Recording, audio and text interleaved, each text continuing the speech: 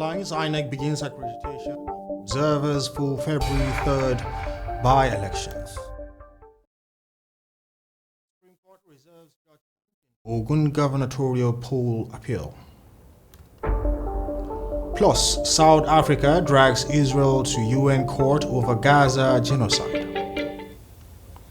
Hello and a warm welcome to News Live here on Viewer Television, and my name is Phillips Living. Nigeria is wooing the Saudi Arabian government to invest in the country's solid minerals sector in the bid to further boost the economy. Dele Alake, the Minister of Solid Minerals Development, and his Saudi Arabian counterpart, Bandar Al-Khorayef, who led the delegations of both countries to the Future Mineral Forum FMF held in Riyadh, Saudi Arabia, resolved to strengthen collaborations between both countries to enhance the development of solid minerals as the country transits from fossil fuels to cleaner energy. Alake, in a statement signed by Shegun Tomori, his special assistant on media, harped on the need to forge a partnership. They emphasized that the global energy transition is contingent on critical minerals which exist in Nigeria. The minister further stressed the need for investment in the local value addition involving the processing of solid minerals that will culminate in the production and establishment for factories in Nigeria. He added that these will generate employment and have a multiplier effect on the economy. U.S. Senator Reverend Raphael Warnock has expressed solidarity with the Nigerian government and people in the wake of devastating killings in Bokos and Barkin-Ladi local government areas of Plateau State. Over 200 lives were tragically lost during the attack in the communities on Christmas Eve. Nigerians in diaspora organization NIDO have condemned the killings in a statement on Wednesday, in response to which Warnock pledged to address the concerns. He emphasized the need to provide relief, work towards security and stability, and stand against those targeting their own people. The senator assured that he will consider NIDO's views when evaluating legislation related to human rights and religious freedom in Nigeria. Warnock supports a robust international affairs budget and efforts by the U.S. and the international community to protect human rights, promote democratic values, and ensure long-term peace and stability. The Independent National Electoral Commission has invited civil society organizations and non-governmental organizations interested in observing the February rerun and by-elections to apply via an online portal on or before January 17th. INEC said this in a notice issued by its acting director, Electoral Party Monitoring, Hawa Habib, in Abuja. Habib advised the organizations to visit the website and complete the application form. Now, this, according to her, was without prejudice to any previous correspondence with the Commission, adding that the completion of the prescribed application form remained the only accepted means of application. She added that the vacancies for the by-elections, rerun elections occurred across 2 senatorial districts, 4 federal constituencies, and 3 state constituencies spanning 9 states. The Nigerian police force expressed its strong disapproval of the popular slang "no gree for anybody" being used by youths and citizens across the country. The popular slang "no gree for anybody" has already gained widespread attention. Many believe the slang is about staying true to one's belief and not easily succumbing to the influence of others. However, the police, through its spokesperson Olumuyiwa Adejobi, warned that it could clamp down on people using the slang. During a press briefing, Adejobi revealed that the police had received intelligence suggesting that a slogan had the potential to incite a revolution within the country. There have been numerous memes and posts circulating on social media that highlights the slang. The federal government says it has developed a roadmap to end crude oil theft in the country. Governor Hope Uzodinma of Imo and the chairman, Crude Oil Theft and Management Committee of the National Economic Council, said this when he briefed newsmen shortly after a closed-door meeting with some governors in Abuja. Uzodinma said that the committee was constituted in 2023 by Vice President Kashim Shettima following growing concerns over crude oil theft. A newsman reported that other governors at the meeting included Governor Sheriff Obore Vori of Delta, Governor Basi Utu of Cross River, Governor Lucky Aidetiwa of Ondo, Governor Maimala Buni of Yobe, and the Deputy Governor of Bayelsa State, Lawrence Urujagbo. And now we'll be going on a break, and when NEWSLIVE returns, we'll be looking at the Inspector General of Police has ordered additional deployment of personnel on the Abuja-Kaduna Expressway in response to growing concerns about security. We have details of this and more after this break.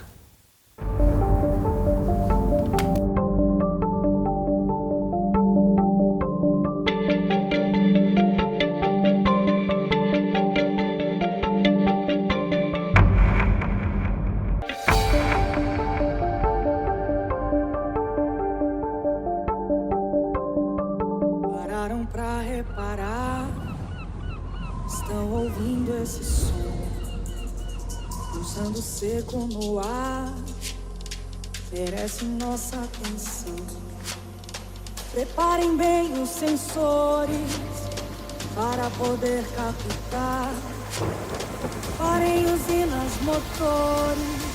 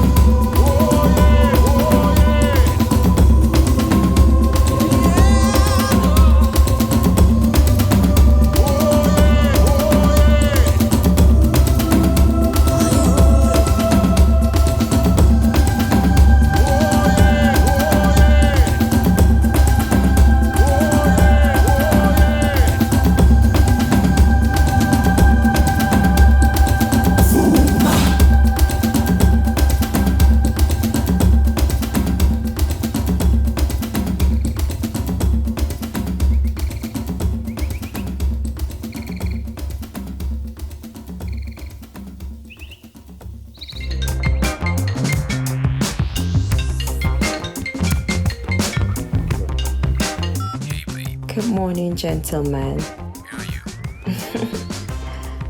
I'm at the Envoy Hotel, Diplomatic Drive 305, here for a business weekend. It's been an amazing stay.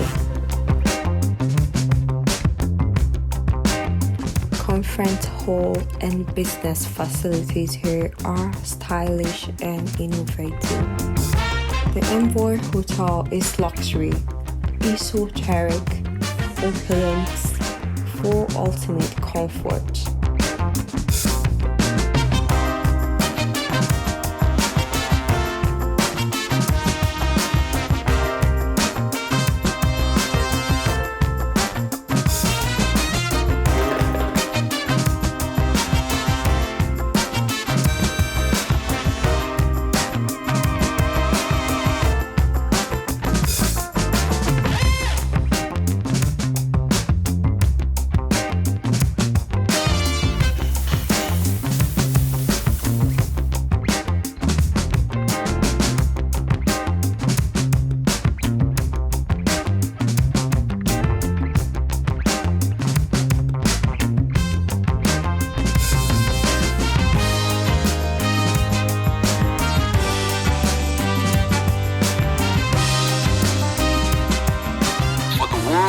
Discerning travelers, we we are more than just a place to stay.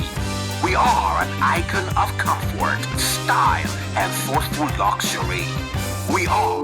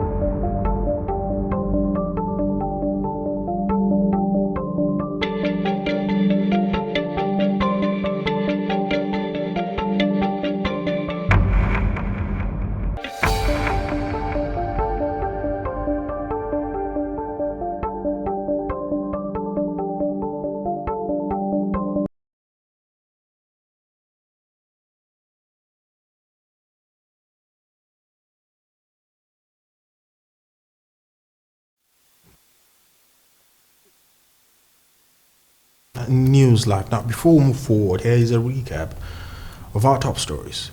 Now, INEC begins accreditation of observers for February 3rd by-elections. And also, Supreme Court reserves judgment in Ogun gubernatorial poll appeal. Plus, South Africa drags Israel to UN court over Gaza genocide. The Supreme Court has reserved judgment in the appeal filed by Oladipupo Adebutu challenging the majority judgment of the Court of Appeal that affirmed the election of Dapo Abiodun as governor of Ogun State. A 5-member panel of the Apex Court led by Justice John Okoro adjourned for judgment after the parties argued and adopted their processes. Adebutu is asking the court to set aside the election because the Independent National Electoral Commission had initially cancelled elections in 99 polling units and consequently ordered that fresh elections be conducted in those polling units. The electoral body then went ahead to declare Abiodun the winner of the March 2023 elections, disregarding the margin of the vote. The governor had won the elections with 13,000 votes, and the votes from the cancelled polling units were 44,000. The Borno State Governor, Professor Babagana Zulum, has assented estimated 358.7 billion naira 2024 appropriation bill into law. The governor approved the bill during the courtesy visit of the Borno State House of Assembly leadership at the council chambers. The 2024 budget rose from 340.6 billion naira to 358.7 billion naira. Governor Zulum, while appreciating the efforts and cordial relationship with the legislature, described the budget as living document to fulfill dividends of democracy to the people of Borno State. He warned ministries and agencies not to exhaust provisions of the budget and charged the State Ministry of Budget to set up a tracking mechanism for the budget implementation. No more excuses. The budget is a living document. Where we have problems of non-provision in the budget or exhaustion of the provisions in the budget, we have laid down rules and regulations that will ensure supplementary appropriation or that will ensure payment and others. Take note, if you don't have budget, please don't send it to me. It's a capital punishment. If you don't have budget, don't send your request to my office. Neither send to the State Executive Council for consideration. And then the ministry has to put in place appropriate tracking mechanism that will ensure budget implementation. Budgeting is very important. Yes, we do some things that are not very explicit in the budget, but still, we must have provision in the budget line. And where there is necessity, I think the provisions are there for us to make some certain amendments to the budget or provide additional budgets. Your Excellency, the Honorable House, in exercising its duties under Section 121 of the Constitution of the Federal Republic of Nigeria as amended, and in consultation with the key members of the State Executive Council, reviewed the proposed budget 2024 to the sum of 358 billion 732 million 146 naira is hereby agreed and passed on 28 December 2023 as the past 2024 budget. Thus, the governor of Taraba State, Abu Kefas, has expressed gratitude to the people of the state for their unity, a driving force for development. The governor made the remarks during the New Year Thanksgiving service organized by the Taraba State chapter of the Christian Association of Nigeria, CAN, at the CAN Secretariat in Jalingo. Now here's the report. At the New Year Thanksgiving service hosted by the Christian Association of Nigeria, CAN, Taraba State Chapter, Governor Abu Kefas reflects on the blessings of the past years and looks ahead to future opportunities. He acknowledges God for unwavering grace and guidance in the previous year. The governor also extends appreciation to CAN for its role in maintaining peace and stability in the state. Governor Kefas reassures Tarabans of his unwavering commitment to building an inclusive society, creating a platform for young people to harness their potentials. As we gather here under the theme, Give Thanks to the Lord, we reflect on the blessings of the past year and we look forward to the opportunities and challenges that lies ahead of us.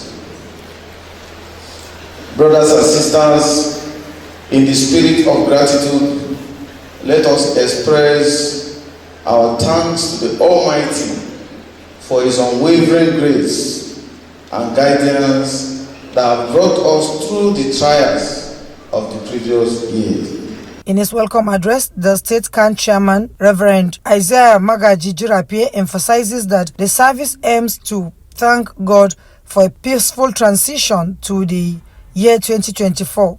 He expresses gratitude to the governor for effective leadership and urges continued dedication. We are all here this hour to give thanks to God Almighty, our Creator, for all His goodness unto us, for sparing us and ordering our steps into 2024, the year of great wonders from the Lord who is mighty amidst us, the year of unprecedented development in all facets of life in Taraba State. During the sermon, Very Reverend Father Williams Peter Awoshiri, the guest preacher, draws inspiration from Luke chapter 17 verse 9 to 19, focusing on the theme, Give Thanks to the Lord Always. He advises the governor to address social vices including insecurity, banditry and kidnapping. The guest preacher emphasizing the governor's pivotal role in the state's well-being. Giving brings incredible multiplication. It is one thing to have addition, it is greater thing to have multiplication. Highlights of the service include the presentation of an award to the governor and special prayers for the governor, his government, and the overall peace and security of the state, among other aspects. Linda Guana, VOA TV News, Jalingo.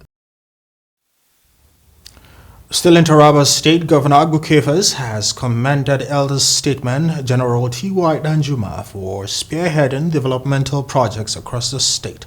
Now, the governor expressed his appreciation during a visit to the ongoing construction site of the T.Y. Danjuma University in Takum. Here's a report. Governor Agbukefas, leading a distinguished delegation comprising paramount traditional rulers, government officials and security chiefs, conducted an inspection of projects initiated by General T.Y. Danjuma in Takum. At the T.Y. Danjuma University site, the tour aimed to show gratitude and encourage the elder statesman to continue his developmental efforts. I want to have a first-hand information, not hearsay, because many of us have not been here. And it will be very, very important for us to show gratitude to one of us, another statesman that has this state at heart. And this journey we've embarked on is a way of encouraging him to do more.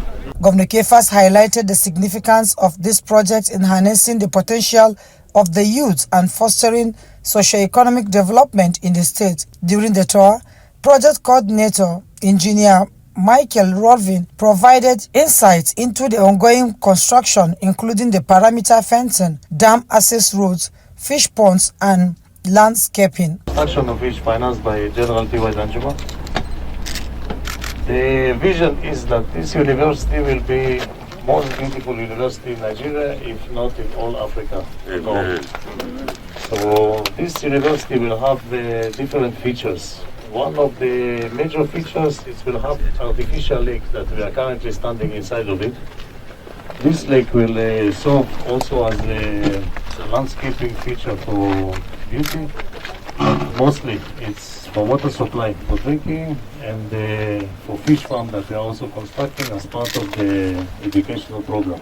Prominent traditional rulers, including the Akuka, the Emir of Muri, and the Garadonga, lauded General T.Y. Danjuma's impactful initiatives on Taraba communities. Fishery is the most wanted protein now in the world, because the other proteins are not available as such, but fishery is a supplement to protein they have. And agriculture, Taraba State is an agrarian state, in which people will need modern technology for the farming. I think it's not late for coming. We are grateful. We hope we will benefit immensely for this particular university.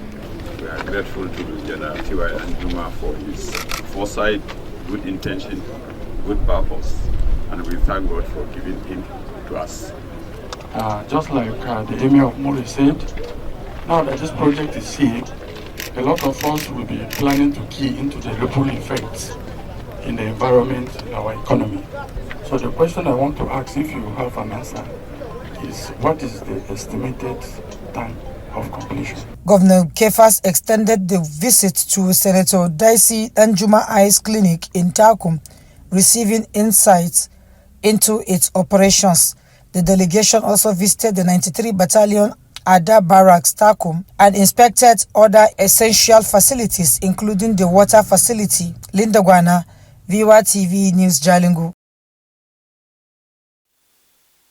The Inspector General of Police, Kayode Egbetekun, has ordered additional deployment of personnel on the Abuja-Kaduna Expressway in response to the growing concerns about security. A statement by the Force Public Relations Officer ACP Olumuyiwa Adejobi in Abuja said the deployment was to enhance safety and security in the area. Kayode directed the Deputy Inspector General of Police in charge of operations, Ade Ikpeji, to strictly supervise as personnel detailed for operations on the route. The IG said the proactive step was aimed at reassuring citizens and travelers of their safety, as the increased presence of security forces on the road will serve as a deterrent to criminal elements. He expressed the need for collaboration among security agencies and concerned communities in the region and urged the public to remain vigilant. and report suspicious activities and cooperate with security personnel. The Defense Headquarters says its troops on fighting patrol have killed several terrorists and arrested others in Buari Area Council in the Federal Capital Territory. It also said that troops also killed terrorists and violent extremists in Tafa local government area of Niger State. The Director Media Operations, Major General Edward Buba, disclosed this on Thursday, January 11th, while fielding questions from journalists during a briefing. The Nation report that residents of Aram, Kuduru, and surrounding communities in Buari local government area are relocating due to persisted bandits' attack and kidnappings in the area. A quick reminder that you are still watching News Live here on Viewer Television. We'll be looking at business and international news up next. Do stay tuned.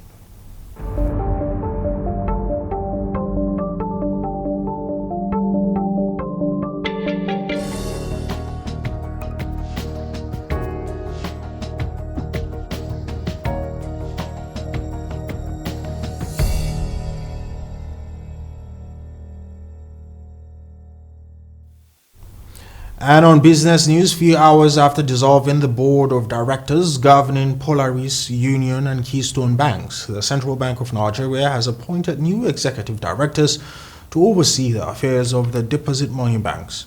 The Apex Bank, in a statement signed by the acting director of corporate communications, C.D. Hakama, said the appointment takes immediate effect.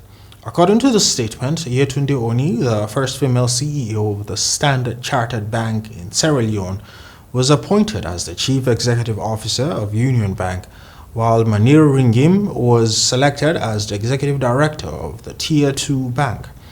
For Keystone Bank, Hassan Imam was appointed as its Chief Executive Officer, while Chioma Mank got the position of Executive Director. Also, the bank appointed Lawal Mundatir Omokayode Akintola as the Chief Executive Officer of Polaris Bank and Chris Ofikulu as its Executive Director. Recall that on Wednesday night, the Apex Bank sacked the entire board of 4 banks for grievous infringement of financial laws. Now, 21 days to the expiration of the Central Bank of Nigeria deadline for all bank customers to have bank verification numbers, BVN, the Nigerian Interbank Settlement System registration data showed that over 60.2 million Nigerians now have a BVN. This represents an increase of over 2.6% from 58.7 million BVN registrations as of September 12, 2023, before the Apex Bank's directive.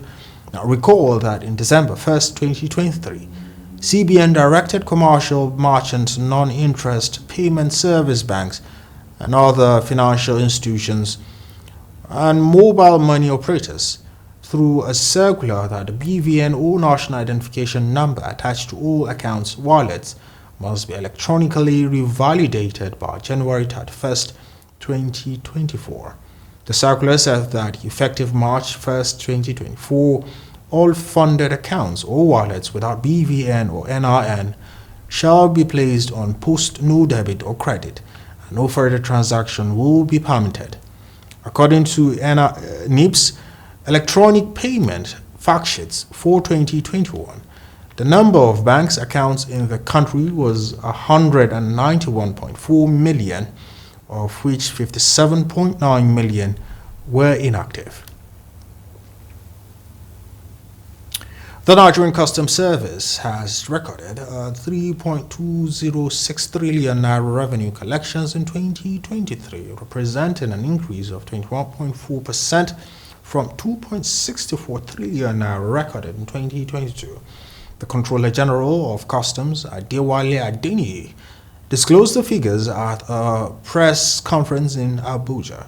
He said in the fiscal year 2023, the NCS achieved a significant milestone by recording a total revenue collection of 3.206 trillion naira, marking a noteworthy 21.4% increase from the preceding year's total revenue of 2.641 trillion naira. This achievement is particularly remarkable given the challenges within the operational environment. The operational challenges, he said, made it difficult for the NCS to fully meet the target as it recorded revenue shortfall of 478 billion naira. The volume of revenue collection, Adeniyi said, was impacted by lower transaction volumes, compliance issues, inadequate infrastructure, and capacity gaps were compounded by delays in policy implementation and socio-political factors.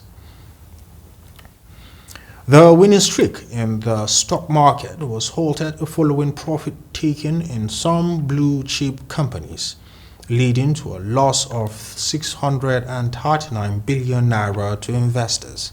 The stock market has been on a roller coaster since the beginning of the year as investors position ahead of the year-end financial results and dividends declaration by the quoted companies. This rally, which lasted for 6 days, saw investors rake in 3.941 trillion naira. Now, however, the trend was broken after the benchmark equities indicator all-share index fell to 82,024.38 points from 83,191.84 points, indicating a 1.40% decline. Similarly, the market capitalization of the listed equities depreciated to 44.885 trillion naira from 45.524 trillion naira on Tuesday, now also representing a 1.40% decline.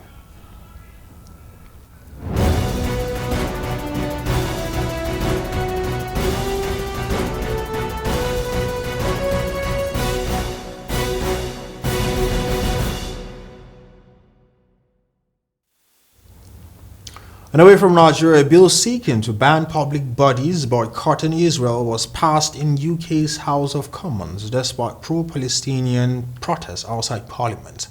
The anti-boycott bill was passed by 282 to 235 on Thursday and was sent to the House of Lords. 279 Conservative Party MPs, 2 independent MPs, and 1 member of Northern Ireland's Democratic Unionist Party voted in favor of the bill. 162 MPs from the Labour Party, 40 from the Scottish National Party, 13 from the Liberal Democratic Party, 8 from the Conservative Party, 2 MPs each from Wales played same role, and Northern Ireland Social Democratic Labour Party, 1 MP each from the ALBA and the Green Party, as well as 6 independent candidates voted against the bill. If the bill is accepted after being discussed in the House of Lords, it will be submitted to King Charles III for approval.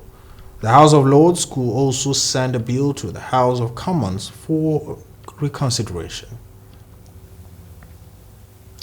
Now, Papua New Guinea Prime Minister declared a 14-day state of emergency in the capital on Thursday after 15 people were killed in riots as crowd looted and burned shops. Violence erupted in Port Moresby on Wednesday evening after a group of soldiers, police officers, and prison guards launched protests over unexplained deduction to their pay.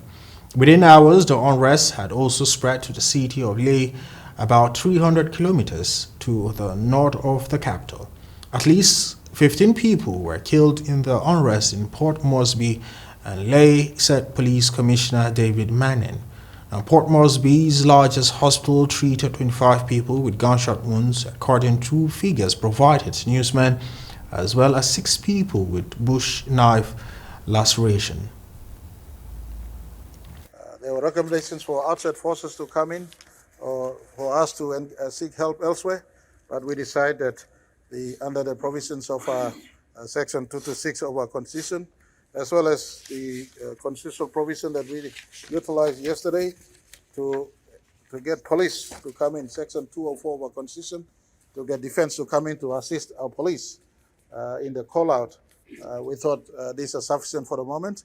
We have over 1,000 men from Defense Force ready on standby to come in and work under state of emergency laws within the next 14 days to step in wherever necessary to contain contain any situations that may arise. Two explosions rocked Afghanistan on Thursday, killing at least 5 people and injuring several others. The first explosion occurred in the Fort Security district of Mazar-Sharif, the capital of Balkh province in northern Afghanistan. Local sources told newsmen that security forces closed the area after the explosion, causing traffic congestion. Initial reports indicate that 2 people were killed and several others were injured. The second explosion occurred in the Dash-Bashchi neighborhood of western Kabul. The neighborhood is home to a majority Shiite population. Also, reports indicate that the explosion killed 3 people and injured 5 others. There has been no comment from the security officials in the Taliban government, which has controlled the country since mid-August 2021 after the withdrawal of U.S. troops. South Africa has accused Israel of breaching the UN Genocide Convention, arguing that even the deadly October 7 Hamas attack could not justify such alleged action, as it launched a landmark case at the top UN court. Pretoria has lodged an urgent appeal at the International Court of Justice to force Israel to immediately suspend its military operations in Gaza.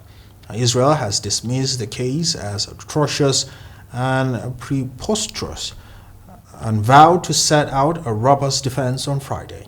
Pro-Palestinian activists and supporters wave flags and carry placards during the National March for Palestine in central London on December 9, 2023, calling for full ceasefire in the war in Gaza. The Gaza war erupted when Hamas launched its unprecedented attack, which resulted in about 1,140 people killed in Israel, mostly civilians according to figures.